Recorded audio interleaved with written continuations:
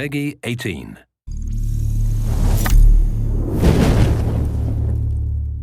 Hello everyone, this is Ryan Bernard, Game Director on Tom Clancy's The Division.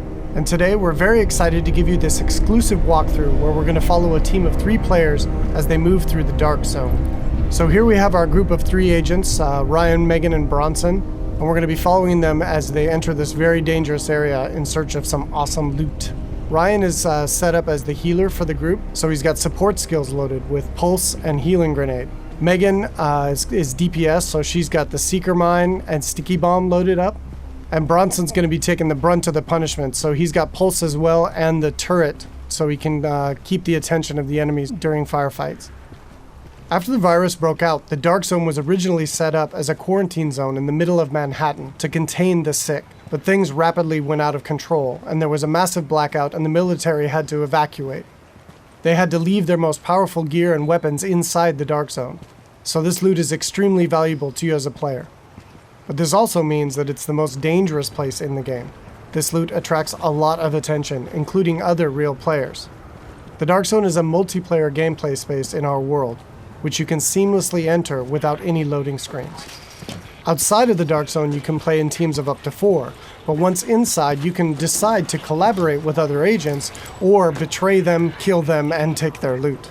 As we climb the wall to enter, you can see the UI starts to cut out, because once inside the Dark Zone, we lose our connection to the outside world. And this area is highly contaminated, so we can see the players put on their masks to protect themselves from the virus, and then they're set to go.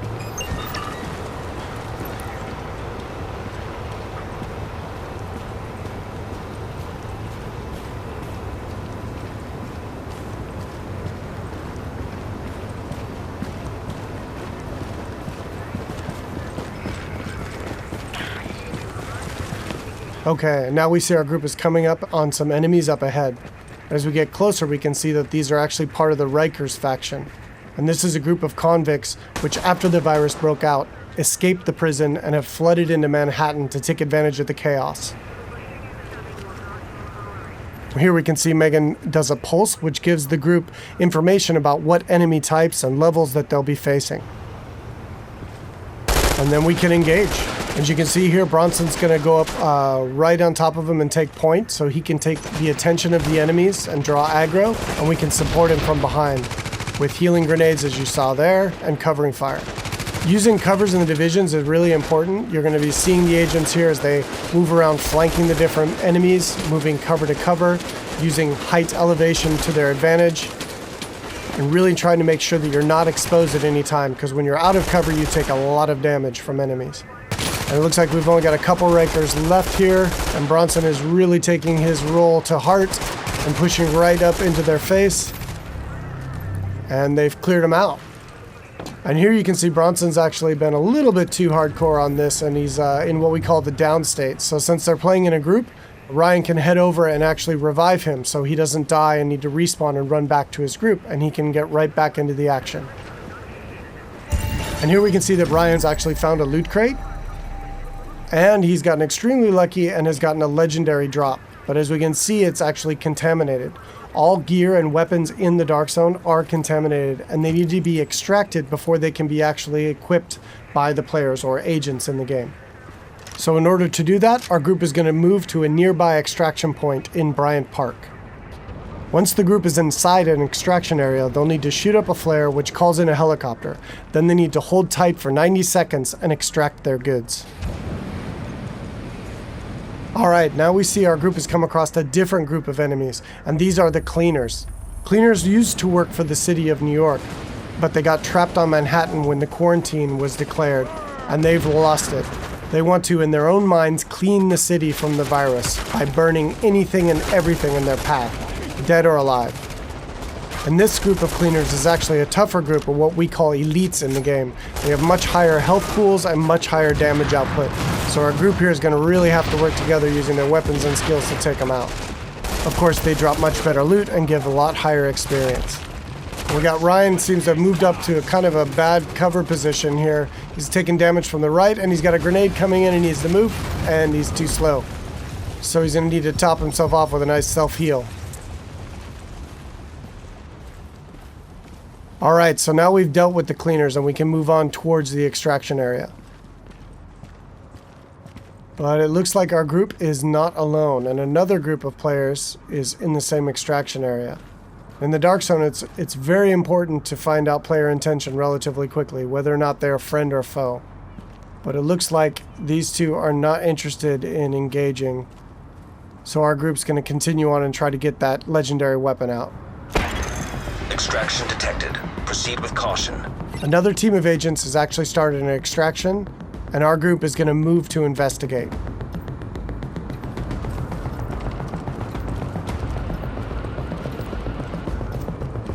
And as they come around, we do indeed see that an extraction is taking place, and they got about a minute left on their timer before the helicopter shows up.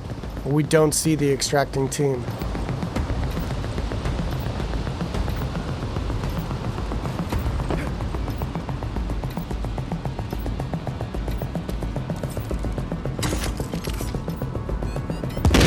Oh, here we see that the extracting team actually got the jump on our group, and Bronson's been quickly down, and since they engaged on us, they have now been flagged as rogue, which puts a big bounty on their back for a certain period of time. Luckily, Bronson was able to make it back to our group, and we were able to quickly revive him and get him back up into the fight. And now we've got some PvP chaos happening. And here we see Ryan throws out another healing grenade to heal up both of his teammates as they're flanking around to the left to try to get better position on these rogue agents. 15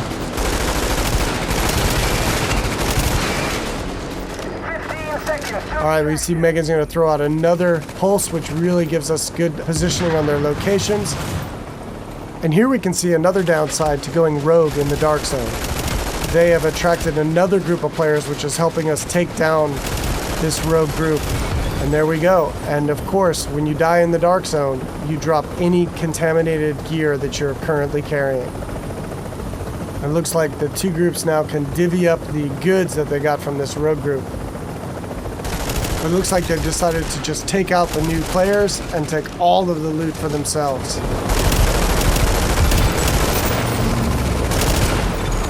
You're attacking friendly forces. Rogue protocol initiated.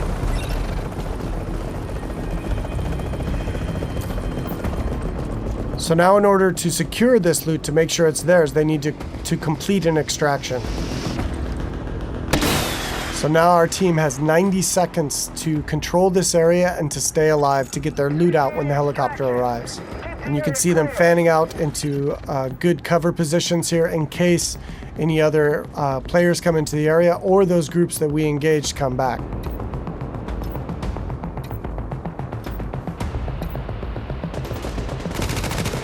It looks like indeed they do.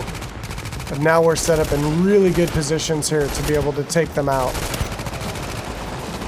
Bronson and Megan are laying down damage from the front line, and Ryan is supporting from behind.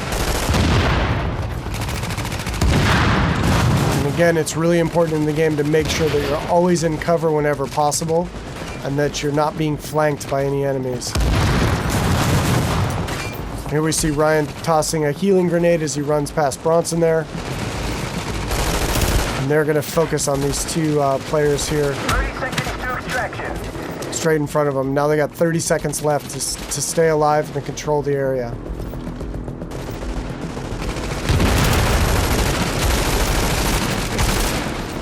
And that was some nice coordination there. It looks like a double kill coming off. All right, and they dealt with the other group yet again, and now the helicopters arrived, so they were able to survive and be able to get their loot out, and will head back to their base of operations.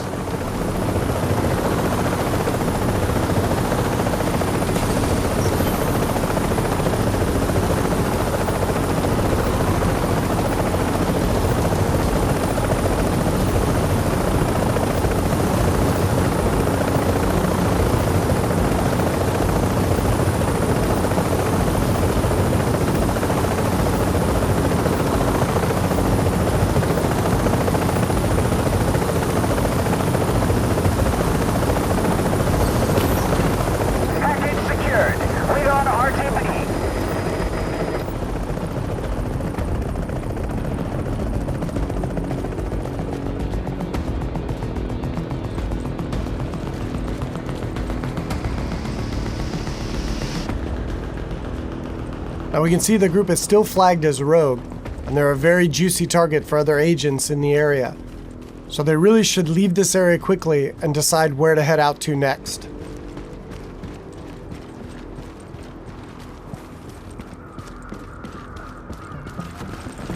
Alright, so that's it for today. I hope you enjoyed a little glimpse into the gameplay inside the dark zone of Tom Clancy's The Division.